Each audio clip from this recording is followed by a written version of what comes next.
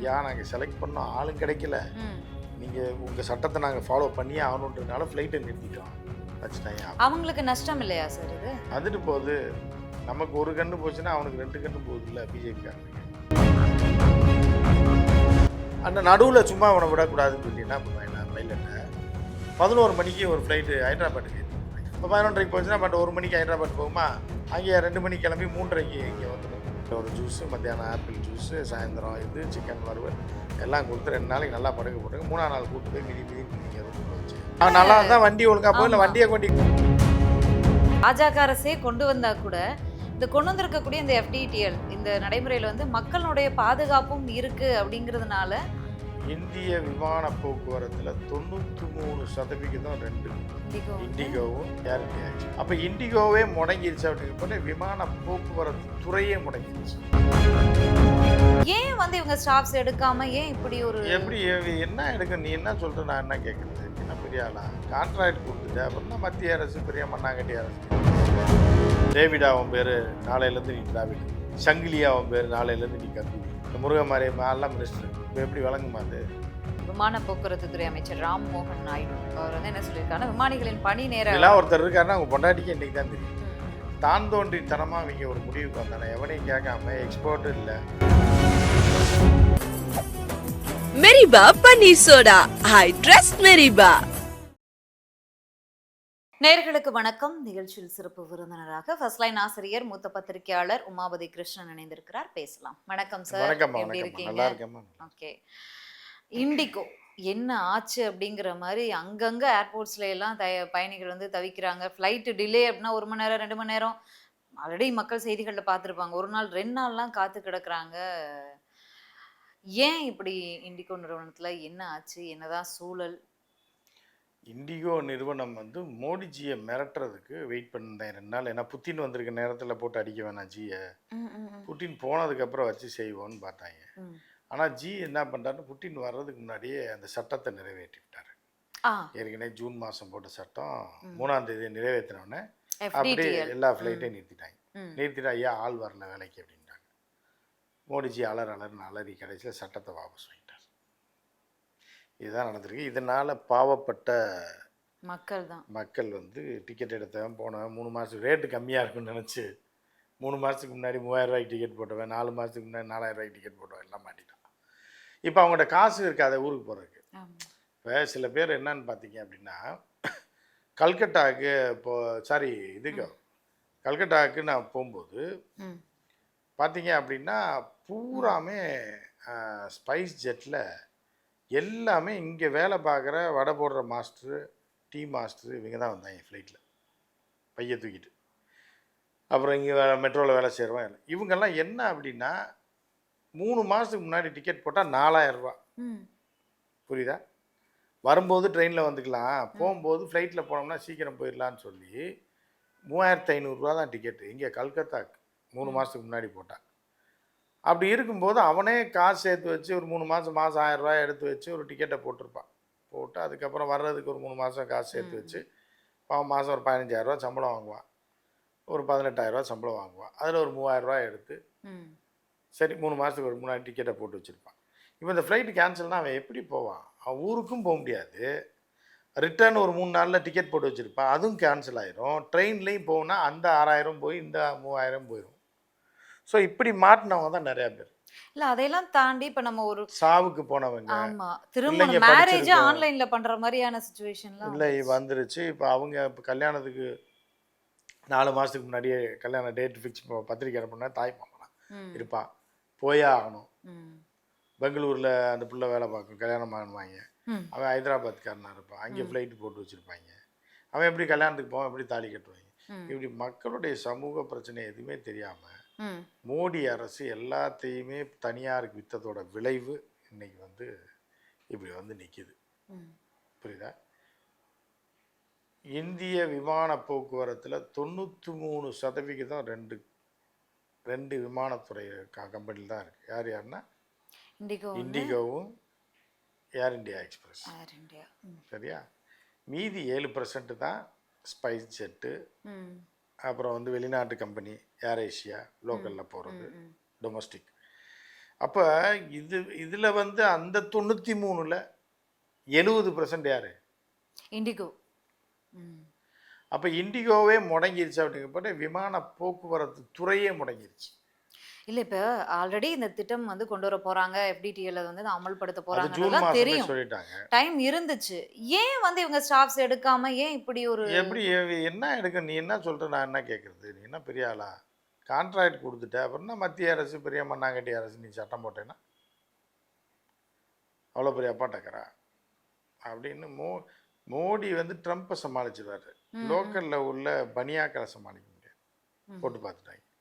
போட்டு பார்த்துட்டு கை விரிச்சிட்டாங்க. ஐயா நாங்கள் செலக்ட் பண்ணோம், ஆளும் கிடைக்கல, நீங்கள் உங்கள் சட்டத்தை நாங்கள் ஃபாலோ பண்ணியே ஆகணுன்றதுனால ஃப்ளைட்டை நிறுத்திட்டோம்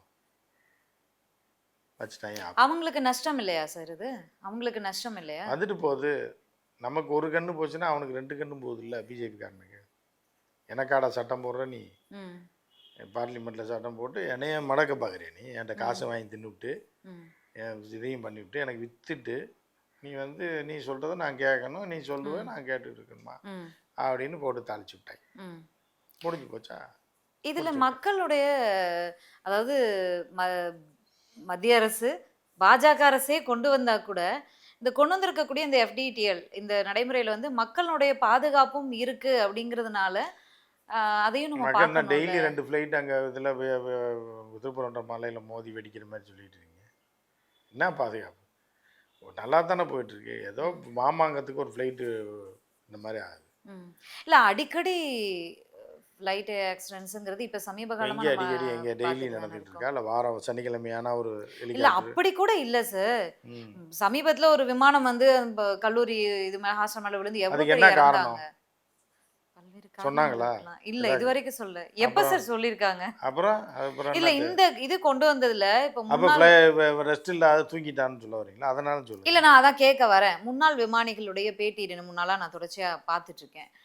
விமானிகளுக்கு ரெஸ்டே கிடையாது. ஒரு நாள் லீவு கொடுத்தா கூட இப்ப வந்து நீ லீவ்லாம் எடுக்காத வந்து ஓட்டுங்கிற இந்த நடைமுறை வந்து ஒரு 4 to 5 இயர்ஸாவே விமானிகளுடைய நிலைமை ரொம்ப மோசமா இருக்கு. 100 விமானிகள்ல 60% வந்து ஆன்கோயிங்லே வந்து கண்ணா சந்து தூங்கிடுறாங்க. அவ்வளோ ரெஸ்ட்லெஸ்ஸாக தான் ஓட்டிக்கிட்டு இருக்காங்க. ஒரு நாளைக்கு 10 வே போனால் அவங்களுடைய நிலைமை என்ன வருது? ஐ பவர்லேருந்து இப்போ விமானம் ஓட்டுறங்கிறது நம்ம கார் ஓட்டுற மாதிரி இருக்காது இல்லை சார்? ஐ பவர்லேருந்து எவ்வளோ கான்சன்ட்ரேஷனாக இல்லை அதை வந்து பிரித்து அதாவது ஒரு விஷயம் என்ன அப்படின்னு பார்த்தீங்கன்னா, இதை வந்து மானங்கட்ட மத்திய அரசு என்ன பண்ணணும்னா விமானிகளோட பேசணும். இப்போ உள்ள விமானிகளோட பேசணும். முன்னாள் விமான எக்ஸ்பர்ட்ட பேசணும். விமான நிறுவனங்கள்கிட்ட பேசணும். விமானம் செய்கிறான்ல அவன்கிட்ட பேசணும். எல்லாருடைய டாட்டாஸையும் எடுத்து வச்சு தான் ஒரு முடிவுக்கு வர முடியும், வரணும். தான் தோன்றித்தனமாக இவங்க ஒரு முடிவுக்கு வந்தானே எவனையும் கேட்காம எக்ஸ்பர்ட்டும் இல்லை. இந்த முருகமாரி எல்லாம் மினிஸ்டர் இப்போ எப்படி வழங்குமா? அது ஐடி மினிஸ்டர் புரியுதா? மலையில் மாங்காய் பறிச்சுட்டு இருந்தாலாம் ஐடி மினிஸ்டர். இப்போ என்ன உங்களுக்கு இதாகும்? புரியுதா உங்களுக்கு? எங்கேயோ போனோம்லாம் பிடிச்சி எதாவது போட்டு விட்றாங்க. டேவிடா அவன் பேர் நாளையிலேருந்து நீ டிராவிடு, சங்கிலியா அவன் பேர் நாளையிலேருந்து நீ கங்குலி, அப்படி தான் எடுத்து வச்சுருக்காங்க. அப்படி இருக்கும்போது அவங்களுக்கு இலவும் தெரியாது எட்டும் தெரியாதுன்ற மாதிரி தான் பிறர் சொல்கிறாங்க, நம்ம சொல்லுவோம். இல்லை பொதுமக்களுடைய கருத்து அதை உண்மை தானே. இந்த மாதிரி மத்திய அமைச்சரவையில் ஆள் வச்சுருக்காங்க. நிர்மலா சீதாராமனுக்கும் இதுக்கும் சம்மந்தமே கிடையாது. எதுக்கு? நிதித்துறைக்கு. அந்த மாதிரி தூக்கி டிராவிடு நாளையிலேருந்து நீ டேவிடுன்னாங்க.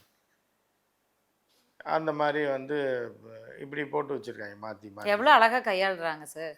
பொருளாதார எவ்வளோ வெங்காயம் பூண்டு விலை ஏறிடுச்சுன்னா வெங்காயம் சாப்பிடாதீங்க நானே சாப்பிட்றதுல எவ்வளோ அழகாக கையாளுறாங்க. மக்களுக்கு தான ஆள். ஸோ அந்த மாதிரி ஆட்கள்லாம் வச்சுக்கிட்டு நீங்கள் இப்படி சட்டம் போட்டிங்கன்னா இப்படி தான் ஆகும். இப்போ சட்டத்தை வாபஸ் வாங்கிட்டாங்க மோடி. அடிச்ச அடியில் போராட்டமே பண்ணலாதீங்க, தற்காலிக விமானம் ஓடாதுன்ட்டாங்க. அது போராட்டம் கிடையாது. ஆள் இல்லையா விமானம் ஓடல. இப்போ நீங்களே செய்வீங்களே, இப்போ ஆங்கர் இல்லை எல்லாம் கேமராமேன் எல்லாம் சொல்லுவாங்க, போனேன் எனக்கு வேலை இருக்குது குடும்பத்தில் அதனால இன்றைக்கி நான் வரமாட்டேன் அப்படின்ட்டிங்கன்னா 2 வீடியோ போடுறது கெட்டு போச்சா? அதை வந்து லீவுன்னு கேட்கறதில்ல, இதுவும் பண்ணுறதில்ல, வெறுப்பாகவும் பண்ணுறதில்ல, ஒரு கம்பெனியை ஒழிச்சு கட்டுன்னு பண்ணுறதில்ல. ஆனால் வரல போகல ஆட்டோக்காரன் வரல அப்படின்னு சொல்லிட்டோம்னா ஆட்டோமேட்டிக்காக கம்பெனி ஒழிஞ்சு போயிடும். அதே ஒரு நாள் ஓகே, ஒரு நாள் ஓகே, 2 நாள் 3 நாளா வரல, வேலையை விட்டு தூக்கிடுவாங்க அப்புறம். தூக்க மாட்டாங்க. ம். காலில் ஒரு கட்டை போட்டுக்குங்க, தூக்கவே மாட்டாங்க. நடக்கவே முடியல என்னால், இல்லைன்னா வாயில் ஒரு கட்டை போட்டு இப்படியே விட்டு. நேற்று இவர் வந்தார் தெரியுமா, ஏடிஎம்கேல பொன்னைய. ம், ம், ம். நான் கூட ஏதோ ஏதோ தப்பு நடந்து போச்சோன்னு நாடி கட்டு மாதிரி இருந்துச்சு இப்படி. புரியுதா? சார் ஒரு மாஸ்க் பயந்துட்டேம்மா. இல்லை, மாஸ்க் எதுக்கு மூக்குக்கு போடுவான், வாய்க்கு போடுவான், நாடிக்கு எவனா மாஸ்க். சார் அவர் பலகாலமா அப்படிதான் வர்றாரு. இல்லைம்மா, எவ்வளோ பெரிய கோமாளிகள் இவர்கள்லாம். அரசு அதிகாரத்தில் அமைச்சராக இருந்தவர்மா அவர். புரியுதா? மாஸ்க் எதுக்கு போடுறாங்க? ஒரு செகண்ட் கலட்டி மூடினீங்கனாலும் வைரஸ் உள்ளே போயிடுமா போகாதா? போகுமா போகாதா? வைரஸ் வந்து 7 நிமிஷத்துக்கு மேலே தான் நான் உள்ள நுழையிறேன். இப்போ தான் கழட்டியிருக்காரு அவர். ஏன்னா எடப்பாடி வந்திருக்காரு. எடப்பாடி இருக்கும்போது நம்ம எப்படி ஒரு மூக்குள்ள நுழையிறது? கொஞ்ச நேரம் விட்டுருவோம், ஒரு 1/2 hour வைரஸ் விடுமா?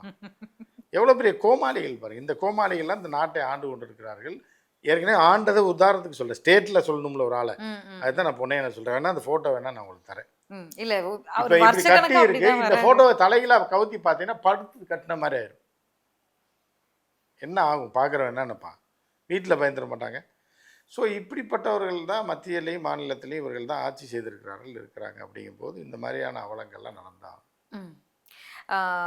சிவில் விமான போக்குவரத்து துறை அமைச்சர் ராம் மோகன் நாயுடு அவர் வந்து என்ன சொல்லியிருக்காருன்னா, விமானிகளின் பணி நேரம் எல்லாம் ஒருத்தர் இருக்காருன்னா அவங்க பொண்டாட்டிக்கு இன்னைக்கு தான் தெரியும். நம்ம வீட்டுக்காரரா அவர் பேரெல்லாம் சொல்கிறாங்களே, அந்த நவம்பர் இதில் கோவை சர்லாம் சொல்லுவார்ல, அந்த இதில் சொல் துறை இங்கிலீஷ்லாம் பேசுதுன்ற மாதிரி நம்ம வீட்டுக்காரரு பேரெல்லாம் சொல்கிறாங்க டிவியில். இவர் என்னவா இருக்காரு அப்படின்னு சொல்லி அந்த அம்மா அப்போ தான் பார்க்கும். டெய்லி போவார், சாயந்தரமாக வீட்டுக்கு வந்துடுவார். கணக்கில் அமைச்சர்களாக போட்டு, ஏர்வேஸ்னால் என்னன்னே தெரியாதால இணை அமைச்சராக போட்டு. இணை அமைச்சர் எதுக்கு பேசணும்? இவ்வளோ நாள் அவர் எங்கே போயிருந்தார்? அவர் இருந்தாரா இல்லையா? அமைச்சர்னு ஒருத்தர் இருக்கார். விமானமே இல்லாத ஒரு துறைக்கு, விமானத்துறைக்கு 2 அமைச்சர் இருக்காங்கன்னா அது பிஜேபி அந்த மாதிரி. விமானமே அவங்களுக்கு சொந்தமாக இல்லை. விமான போக்குவரத்து துறைக்கு 2 அமைச்சர் என்ன அவங்க குடும்பத்திலே நம்ப மாட்டாங்க. பொய் சொல்கிறாரு நான் வீட்டுக்காரர் அப்படின்னு. பெண்கள் வந்து பொதுவாகவே புருஷன் நம்ப மாட்டாங்க. இதில் வந்து நான் மினிஸ்டராக இருக்கேன்றது எந்த பேப்பர்லேயும் வர மாட்டேங்குது, டிவியில் வர மாட்டேங்குது, துவக்க விழா கூப்பிட மாட்டான், ஃபங்க்ஷனுக்கு கூப்பிட மாட்டான். அப்புறம் எப்படி அந்த மனைவி நம்புவாங்க? நீ பொய் சொல்கிற, நீ வீட்டை விட்டு போயிருன்ற. பிஜேபி மினிஸ்டரோட 80% பேரோட இது அதுதான். சரி, நிலைமை தான். அவர் என்ன சொல்லியிருக்காருன்னா, இண்டிகோ நிறுவனத்திட தான் தவறு இருக்கு, மற்ற எல்லா நிறுவனங்களும் ஃபாலோ பண்றாங்க. அப்ப என்ன பண்ற? இந்தியோ கிடையாது. இண்டியோ நிறுவனத்தை நிறுத்தி லைசன்ஸ் கேன்சல் பண்ணிடுவார் அவரு.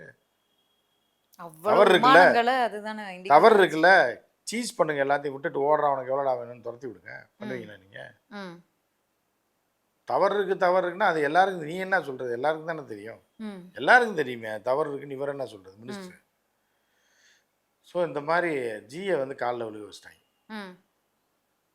மக்களை கொந்தளிக்க விட்டு. இப்போ மானங்கட்ட மத்திய அரசு இப்படி திருப்பி சட்டத்தை வாபஸ் வாங்கிச்சு. இன்னைக்கு ஃபர்ஸ்ட் கேட்ட மாதிரி விமானிகளுடைய நிலைமை அப்படிங்கிறது அவங்க விட்டா கண்ணீர் விட்டு கதறிடுவாங்க போல. அந்த அளவுக்கு நமக்கு தெரியும். இவ்வளோ இந்த FTTL நடைமுறைக்கு வர வரைக்கும், இண்டிகோவோட இந்த ஸ்டெப் எடுக்கிற வரைக்கும், அது ஆட்கள் எடுக்காம இன்று வரைக்கும் போய் நாங்கள் எங்கிட்ட இல்லைன்னு கை விரிக்கிற வரைக்கும் இது வந்து வெளியில தெரியல. இப்போதான் விமானிகள் வந்து தூக்கமே இல்லாம நாங்கள் வந்து ரன்னிங்ல ஓடிக்கிட்டு இருக்கோம். அப்படி ரன்னிங்ல போய் எங்கேயாவது போய் ஒரு இதுல வந்து ஒரு 10 நிமிஷம் ரெஸ்ட் எடுத்தா கூட டப்புன்னு இன்னொரு புக்கிங்கை போட்டுடுறாங்க, ஓடு ரன்வே ஓடுன்றாங்க. அந்த ஒரு அளவுக்கு ஒரு நாளைக்கு 10 to 15 வரைக்கும் நாங்கள் ஓட்டினோம் அப்படின்னா நீங்கள் நினச்சி பாருங்க. இல்லை, அதை வந்து மத்திய அரசு வந்து கேனத்தனமாக ஒரு வேலையை பண்ணிருக்கு. என்னன்னா, இவங்களோட பாதுகாப்பு 24 மணி நேரம் ஓட்டுறாங்கல்ல, அதுக்கப்புறம் 36 மணி நேரம் ரெஸ்ட். இது மெண்டல் தனமாக தெரியல. உங்களுக்கு ஒரு விஷயம் சொல்கிறேன், அதையே இப்போ கேன்சல் பண்ணிடுறாங்களா அந்த ரெஸ்ட்டை? ஆள் இல்லை அதாம்மா. இப்போ நான் ஒரு விஷயம் சொல்கிறேன். இந்த மானங்கெட்ட அரசாங்கத்துக்கும் பிரிட்டிஷ்கார அரசாங்கத்துக்கும் ஒரு வித்தியாசம் சொல்கிறேன். எங்கள் அப்பா ஒரு ரயில்வே ஆஃபீஸர். அங்கே இருக்கும்போது நாங்கள் சின்ன வயசில் இருக்கும்போது என்ன அப்படின்னா, எப்படி தெரியுமா, ட்ரெயினுக்கு பஸ்ஸுக்கு அப்போ எப்படி போடணும், வளைக்கணும், கியர் போடணும். ட்ரெயினில் அப்படிலாம் இல்லை, நின்றுக்கிட்டே இருக்க வேண்டியதுதான். பிரேக் அடிக்க வேண்டியது, ஸ்டார்ட் பண்ண வேண்டியது, கீ வாங்க வேண்டியது, இதுதான் வேலை. 4 மணி நேரத்துக்கு மேலே போட மாட்டாங்க. மதுரையிலேருந்து திருச்சி வந்து அப்போ 3.5 மணி நேரம் எக்ஸ்பிரஸ் ட்ரெயின். புரியுதா? வைகை எக்ஸ்பிரஸ் மதுரையில் கிளம்பும், திருச்சி வந்தவொடனே டிரைவர் மாற்றிடுவாங்க. புரியுதா? 6:40க்கு வைகை எக்ஸ்பிரஸ் மதுரையில் கிளம்பும், 8:40க்கு திருச்சி. அப்போ வந்து 2 மணி நேரத்தில் திருச்சி வந்துடும் வைகை எக்ஸ்பிரஸ் மட்டும். 8:40க்கு திருச்சி வந்துடும். டிரைவர் இறங்கிடுவார், டிஃபனை சாப்பிட்டுட்டு படுத்துருவார் போய். ஒரு 10:11 மணிக்கு படுத்தாருன்னா 2:30 மணிக்கு தான் எந்திரிப்பார். ம். எந்திரிச்சு மத்தியானம் சாப்பிட்டு கீப்பிட்டு சும்மா பேப்பர் படிச்சு திருப்பி தூங்கலாம் எல்லாம் பண்ணான்னா திருப்பி வைகை எக்ஸ்பிரஸ் வந்து 7 மணிக்கு கோயம்புத்தூர் இது திருச்சிக்கு வரும். ம். ஏன்னா 9 மணிக்கு மதுரை வந்துடும். அதுக்கப்புறம் அடுத்த நாள் ஃபுல்லாக அவருக்கு ரெஸ்ட்டு. அதுக்கு அடுத்த நாள் தான் டியூட்டி போடுவாங்க. எவ்வளவு 3.5 மணி நேரம் ட்ரெயினை ஓட்டிட்டு வந்ததுக்கு அன்னைக்கு ஃபுல்லாக ரெஸ்ட்டு கொடுத்தது போக அன்னைக்கு அடுத்த நாளும் ரெஸ்ட்டு. அடுத்த நாள் சாயந்தரம் தான் டியூட்டி போடுவான். காலையில் டியூட்டி போட மாட்டாங்க. புரியுதா? பிரிட்டிஷ்காரன் இப்படி வச்சுருந்தான். அதுக்கப்புறம் கால் பாய்னு ஒருத்தர் இருப்பான், ம். பாக்ஸ் பாய்னு ஒருத்தர் இருப்பான் ம். டிரைவருக்கு. ம். ம். ம்.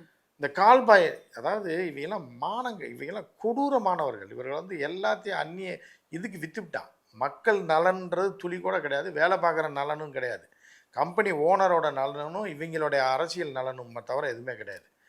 பால் பாயின்னு இருப்பான். இன்றைக்கி ரயில்வேக்காரங்கிட்ட கேட்டால் சொல்லுவாங்க. சாரி, கால் பாய். ம். ம். கால் பாய் என்ன பண்ணுவார்னா, இப்போ நீங்கள் வந்து 6 மணிக்கு டிரைவர் போகணும் அப்படின்னா 4:30 மணிக்கு கால் பாய் போய் வீட்டில் எழுப்புவார். அந்த காலத்தில் ஃபோன் இருக்கும். எழுப்பி என்ன பண்ணுவாங்கன்னா கதவு என்ன மாதிரி பிரிட்டிஷ்காரனோட எல்லாத்தையும் நாசப்படுத்திட்டாங்க. இன்னும் ஏர்வேஸ்க்கு அடுத்து வர ம். வந்து கரெக்டாக 4:30 மணிக்கு வந்து கதவை தட்டணும். 1.5 மணி நேரத்துக்கு முன்னாடி ஓகே. தட்டின உடனே தட்டிட்டு போயிடக்கூடாது. அவங்க ஒய்ஃப் எந்திரிக்கிறாங்கன்னு வைங்க. இப்போ நீங்களே இருக்கீங்க, உங்கள் வீட்டுக்காரரை தேடி வராங்க, கதவை தட்டின உடனே சொல்லுங்கள் என்ன அவரை எழுப்பி விடுங்கம்மான்னு பாடுறதானே நீங்களும் போய் படுத்துருவீங்க. 2 பேர் வாழ்க்கையும் வீணாக போயிடும். ம். ஆனால் அப்படி கிடையாது. ஒய்ஃபெல்லாம் வந்து திறக்கக்கூடாது, அந்த டிரைவர் வந்து திறக்கணும். அப்போ தானே அவர் முழிச்சிட்டாருன்னு தெரியும். ஓகே. முழிச்சோடனே அவர்கிட்ட ஒரு கையெழுத்து வாங்கிடுவோம். யார்? கால் கால் பாய். பாய். நான் வந்து எழுப்பிட்டேன், அவர் எந்திரிச்சிட்டாரு, கையெழுத்து போட்டணும். போட்டோன்னே அவர் போயிடுவார். அப்புறம் இவருக்கு எப்படி தூக்கம் வரும்? ம். என்ன அவ்வளோ. பண்ணார்? உடனே குளிப்பார், குளிச்சு கிழிச்சு 1/2 மணி நேரத்தில் ரெடி ஆகி 3/4 மணி நேரம் ட்ரெயின் வர்றதுக்கு முன்னாடி ஸ்டேஷனுக்கு வந்துடுவார். புரியுதா? 3/4 மணி நேரத்துக்கு முன்னாடி ம். வந்துட்டாருன்னா இவரோட பாக்ஸ் ஒன்று இருக்கும் டிரைவர்ஸ் ரெஸ்ட் ஹவுஸில், மொதல் பிளாட்ஃபாரத்தில் இருக்கும். அவன் பேர் பாக்ஸ் பாய். இவன் கால் பாய், அவன் பாக்ஸ் பாய். இவருக்குன்னு ஒரு பெட்டி இருக்கும், மரப்பெட்டி. அதில் தான் ஒரு ஜாமாயமா பேஸ்ட்டு கீஸ்ட்டு எல்லாம் அவசரத்துக்குள்ளே டார்ச்சு கிரிச்சு எல்லாம் போட்டு வச்சுருப்பாரு. ம். டியூட்டிக்கு தேவையான ஐட்டம், ஒரு செட்டு ட்ரெஸ் எல்லாமே வச்சு பெரிய பெட்டி, மரப்பெட்டி. ம். இப்போல்லாம் நீங்கள் இழுத்துட்டு போகிறீங்க டயர் வச்சு. ம். ம். அந்த பெட்டியை வந்து ஒரு வண்டியில் வச்சு தள்ளிட்டு வருவாங்க. ம். ம். பார்த்துருப்பீங்க சென்ட்ரல் ரயில்வே ஸ்டேஷன்ல. ஸ்டேஷன். அதை கொண்டு வந்து வச்சிருவாங்க. ம். இவர் ராஜா மாதிரி வருவார். தூங்கி எந்திரிச்சு குளிச்சு கிழிச்சிட்டு யூனிஃபார்மை போட்டு கும்முன்னு வந்து நிற்பார் டிரைவர். வந்தோடனே அப்படியே வண்டியில் ஏறினோடனே இந்த பாக்ஸ் பாய் தூக்கி அதை வச்சுருவான் வண்டி மேலே. அப்படியே வண்டி அங்கே உள்ள பாக்ஸ் பாய் அந்த கொள்ளத்தில் போய் இறங்குறேன்னா அங்கே இறக்கி கொண்டு போயிடுவாங்க. எங்கே? நேராக கெஸ்ட் ஹவுஸ்க்கே கொண்டு போயிடுவாங்க. ம். இவர் தூக்க வேணாம், வைக்க வேணாம், அதுக்கு ஒரு டியூட்டி. இப்படி வந்து தங்கமா தாங்கினா தொழிலாளர்களையும் பிரிட்டிஷ்காரன் அவங்க நல்லா இருந்தாதான் நல்லா இருந்தால் வண்டி ஒழுங்கா போய், இல்லை ஆமா. வண்டியை கொண்டு கவுத்துனா பல கோடி ரூபா மக்களோட போயிருக்குல்ல. இது என்ன ஆகுது? இவங்க வந்து இவங்க நல்லா இருந்தா போதுன்றது தான் இவங்களோட செயல்பாடு. இல்ல ஒன் நைட்லயே 10 டியூட்டி எல்லாம் பார்த்தா மனுஷன் என்ன வருதுன்னு என்ன ஆகுதுன்ற மாதிரி கொண்டு போய் எவனையா கொண்டு போய் கவுத்தி விட்டுட்டு இந்தியன் இதே வந்து கேவலமாக போயிடுச்சு. அப்போ நீங்கள் என்ன பண்ணணும்?